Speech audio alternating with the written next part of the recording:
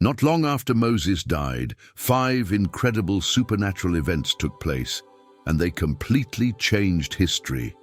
From that moment on, nothing was the same again. Get ready, because what happened after Moses' death will completely reshape how you see this story. After leading Israel for 120 years, Moses climbed Mount Nebo. From there, he looked across to the Promised Land, the land he had longed to enter but would never set foot in. And then he died. But what happened afterward is one of the most mysterious accounts in the Bible. The scriptures tell us that God himself buried Moses in a valley in Moab. Think about that. God personally performed the burial, something never seen anywhere else in the Bible. And the most mysterious part, no one has ever been able to find the place where Moses was buried. The mystery deepens when we read in the book of Jude, verse 9. Right after Moses' death, a fierce spiritual conflict broke out. The archangel Michael and Satan fought over the prophet's body. But why would Satan want the body of Moses so badly? Scholars have offered many ideas. One well-known view is that Satan planned to turn Moses' grave into a shrine, leading people to worship him instead of God. Imagine the danger of Israel turning the man who had spoken face to face with God into an idol. Others think Satan tried to claim the body because of Moses' disobedience, when he struck the rock instead of speaking to it as God had commanded. Maybe Satan thought he had found a loophole to gain power. But Michael, the commander of heaven's armies, refused to give in. The battle was so fierce that Michael had to call upon God's authority, saying, "The Lord rebuke you." In the end, Moses' body was taken away and hidden by God. And to this day, no explorer, archaeologist, or treasure hunter has ever found it, though many have tried. For more than 3,400 years, this mystery has remained unsolved. And yet, the story goes even further. Many centuries later in the New Testament, something breathtaking happens. Moses appears alive, standing and speaking with Jesus during the Transfiguration on a mountain. How could someone who had been dead for so long suddenly show up alive? This adds another deep layer of mystery to his death. For those who don't believe in God, a question may remain. Why would a tomb be hidden so carefully? But for people of faith, Moses' death was not just the close of a chapter. It was the beginning of an extraordinary series of supernatural events that would shape Israel's destiny forever. The disappearance of his body was only the first sign. And if that alone seems unbelievable, what came next was even more shocking. The very next morning, something incredible happened. The manna, the bread from heaven that had fed Israel daily for 40 years, suddenly stopped falling. Imagine the shock. How would the people survive now? It was as though heaven had shut its doors. The morning after Moses' death, the Israelites stepped out of their tents with baskets in hand, expecting to gather their daily food like they always had. But to their shock, the ground was empty. No manna, no trace of that heavenly bread, only sand and stones. Fear quickly spread through the camp. "How are we going to survive now?" people cried. For 40 years, manna had fed millions. This white, bread-like substance with a sweet honey taste was their daily proof that God was providing for them. It required no farming, no hard work, no harvest. Every day it simply appeared from heaven. But with Moses gone and the people preparing to enter the Promised Land, everything changed. The manna stopped as soon as they crossed the Jordan River. It was as if God was saying, "Now you have your own land. It's time to grow your food." The shift was dramatic. A nation that had survived on direct provision from heaven now had to learn how to farm the land. The simple act of gathering food was replaced with plowing, planting, watering, and waiting. Farming, something unnecessary in the desert, was now their new reality. The shock was so great that many began to complain against Joshua, the new leader. "With Moses, we always had food," some grumbled. "Has God abandoned us?" others wondered. But Joshua stood strong. He knew the promised land truly was abundant, a land of milk and honey, but it was also a place of responsibility. The time of daily miracles had ended. Now was the time to plant, to work, and to claim what God had given. The first months were the most difficult. The people had to stretch the little manna they had stored. Hunger became a real problem, and some even went back to eating the simple foods they remembered from Egypt. It was both a cultural and economic shock. But then, something amazing happened. When the first harvest came, they saw the land's richness with their own eyes. The wheat grew higher than expected, the fruits tasted sweeter, and the olive trees overflowed with oil. It was as though the land itself was rewarding them for each year they had waited in the wilderness. The end of the manna was not a sign of abandonment. It was a transition. God had not left his people. He was preparing them for a new stage of life. Moses' death didn't just close an era, it opened the door to a season where faith and hard work would now walk side by side. Still, many Israelites longed for the manna. Receiving food straight from heaven had been something deeply special. That daily bread was more than physical nourishment. It was a constant reminder of God's presence, proof that he cared for every detail of their lives. When the manna ceased, that connection had to take on a new form through faith. This shift marked a transformation in the relationship between God and his people.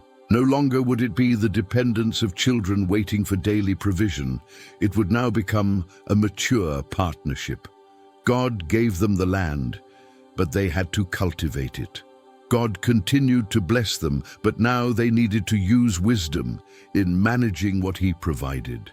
As a reminder of that miraculous season, a jar of manna was placed inside the Ark of the Covenant. It became a sacred relic, a timeless symbol of the days when heaven literally fed the earth. But that era ended with Moses' death, leaving behind a lesson that still speaks powerfully. When a miracle stops, it doesn't mean God has abandoned you. Often it means he is growing you. Israel was being called into a new chapter, one where faith wasn't about waiting for bread to fall from the sky, but about trusting God to bless the work of their own hands. And if that truth wasn't already profound, something even greater changed with Moses' passing, the way God spoke to his people. Never again would a human being talk with the Creator face to face as Moses had. Losing Moses was like losing a direct line to heaven. Imagine being in the middle of the most important phone call of your life, and suddenly the signal disappears. Now multiply that feeling by 1,000,000. That's how the people felt when Moses was gone. For 40 years, Moses had carried an unmatched privilege.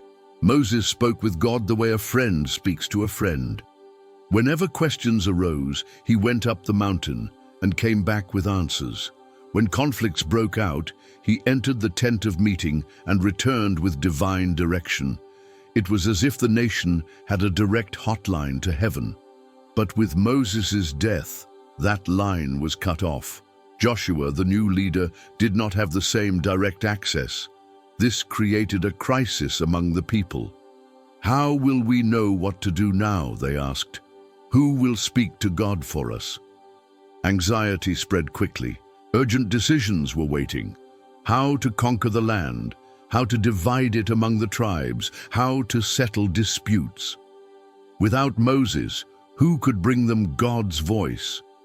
It was in this moment of uncertainty that a new way of communication appeared, the Urim and Thummim. These were two mysterious stones kept in the breastplate of the high priest. They served as tools for divine guidance, giving simple answers, usually yes or no, to critical questions. Moses' death had closed the age of visible miracles and direct conversations with God, but it opened a new era, one that required greater maturity. Faith now meant effort, discernment, and trust that God was still present, even if he chose to speak in different ways. The change was dramatic. Imagine going from detailed face-to-face conversations with God to short yes or no answers through stones. It was like trading a smartphone for smoke signals. The people had to learn how to ask the right questions, ones that could be answered in this simple form, and that was only the beginning. Over time, prophets arose as a new channel of communication. Unlike Moses, they did not speak with God directly. They received visions, dreams, and symbolic messages that had to be understood and explained. This made the process far more complex and often more confusing. The shift brought serious challenges. Anyone could claim to be a prophet, but without Moses to confirm who was genuine, the people faced a new problem. How could they tell the difference between the true and the false? Without Moses, the people became vulnerable to deception. Anyone could claim to speak for God. That's why clear standards were set in place. A true prophecy had to come to pass. It could never contradict the law of Moses, and it could never lead people into idolatry. These rules became essential to protect Israel from false voices. The loss of direct communication also changed the way the people related to God. Before, any problem could be taken to Moses, and he would return with God's answer. But now, they had to lean more heavily on the written law and less on immediate revelation. This shift gave the priests a larger role. They were the ones who consulted the Urim and Thummim, interpreted the law, and acted as mediators between God and the nation. Authority, which had once rested solely in Moses, was now spread across different leaders. Interestingly, this transition also pushed the people towards spiritual growth. Without a constant spokesperson standing between them and God, they had to build a more personal relationship with Him.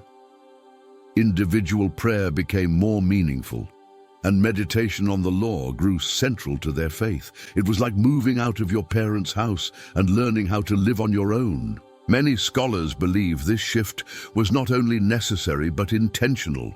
If Israel had continued to depend on a single mediator, they would never have developed the spiritual maturity needed for the challenges ahead. The death of Moses forced their faith to grow.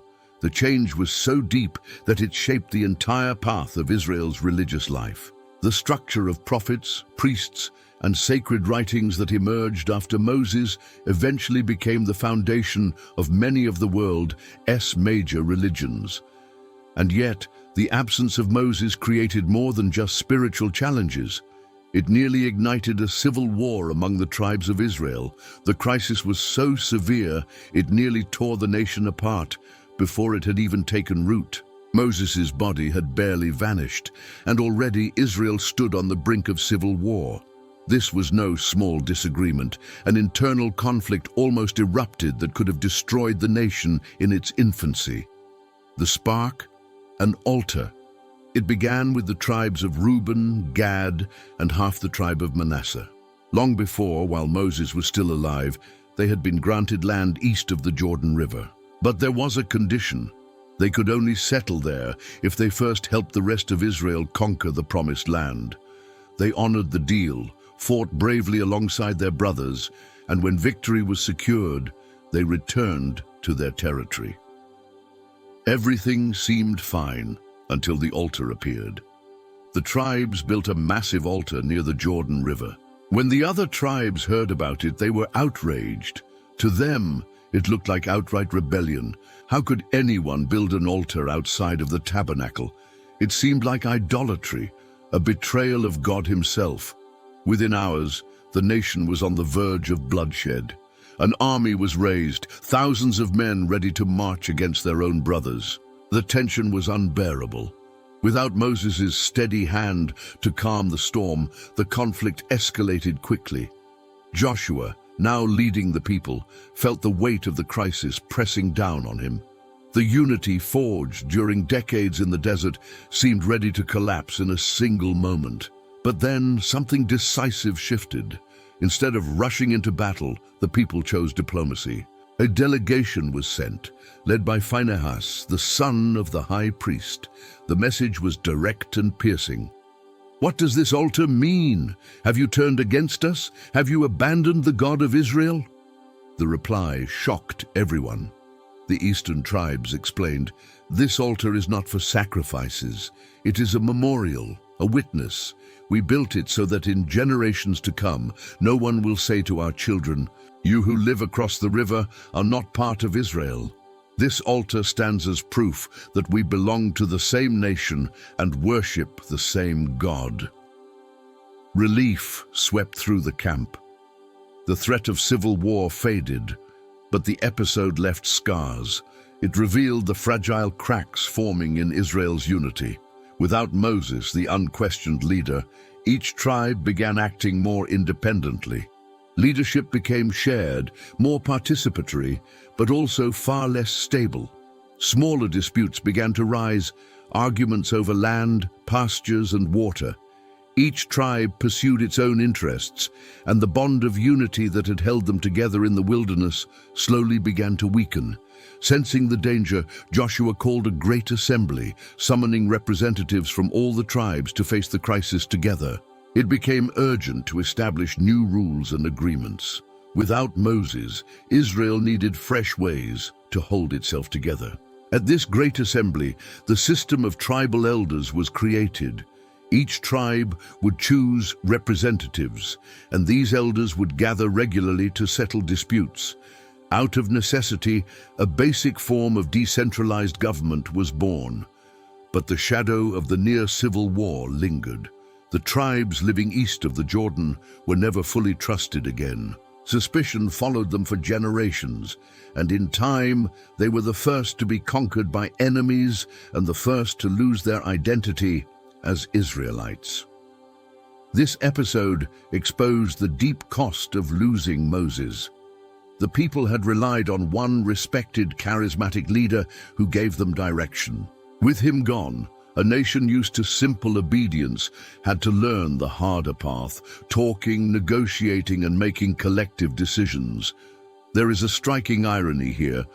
Moses had prepared the Israelites for 40 years to enter the Promised Land, but he had not prepared them to live without him.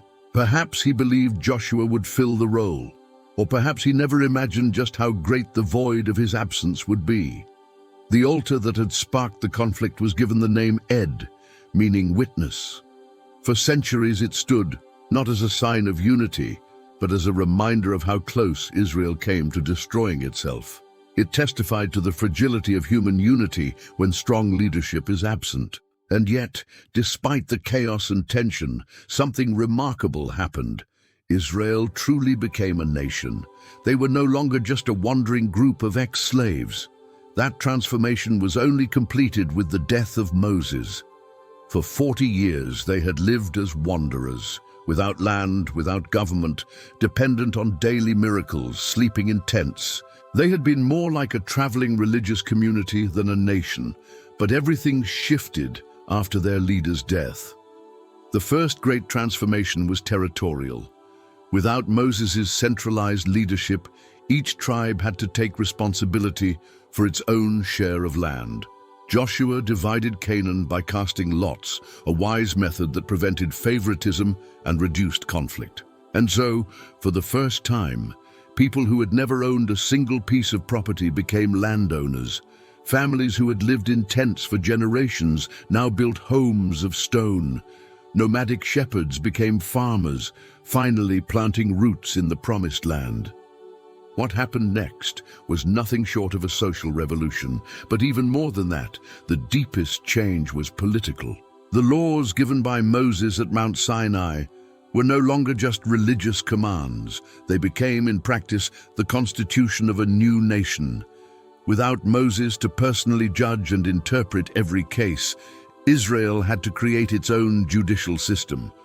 Local judges were chosen from the elders of each city.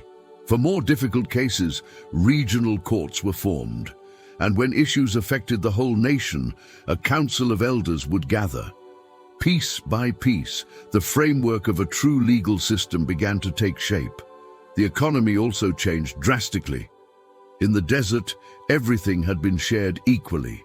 Manna fell from heaven for all, offerings supported the Levites, and commerce hardly existed. But now, with private land, the idea of ownership emerged. Markets appeared, and Israel entered fully into the economy of the ancient Middle East. Culturally, the shift was immense. A people once isolated in the desert now lived alongside the Canaanites, Phoenicians, and Philistines. They encountered new technologies, metallurgy, advanced building methods, even navigation. Their language absorbed foreign words, and even their food grew more diverse. Militarily, Israel also changed. No longer a wandering, unorganized mass, they became a confederation of tribes with their own militias. Each tribe defended its own territory, but when faced with a common enemy, they united. These were the early seeds of the future army of Israel. Religious life, too, became more spread out. The tabernacle at Shiloh remained the spiritual heart of the nation, but local altars, regional sanctuaries, and scattered places of worship began to appear. Though this later led to serious problems, at first it helped establish Israel's presence throughout the land. What's striking is that all of this was only possible because Moses was no longer there. His absence forced the people to grow up, to make decisions, to organize themselves, like a child who only learns to walk once the parent lets go of their hand. This period came to be known as the Era of the Judges, lasting about 200 years. It was a time of instability, victories and defeats. But through it all, Israel began to form its true identity as a nation. And here lies the great irony. Moses devoted his entire life to shaping a people, but it was only after his death that Israel fully became a nation. Sometimes the greatest legacy of a leader is knowing when to step aside so others can rise. That's exactly what happened here. From the loss of Moses, a new nation was born, a people who learned to stand on their own, carrying the memory and teachings of their leader, but also forging their own path. Now that you've seen how the death of Moses reshaped Israel's destiny, don't stop here. Click the video appearing on the screen and discover the story of King Chedorlaomer, the destroyer of the Nephilim, the man who defeated 1,000 giants. A story even more astonishing awaits you. May God bless you, and see you soon.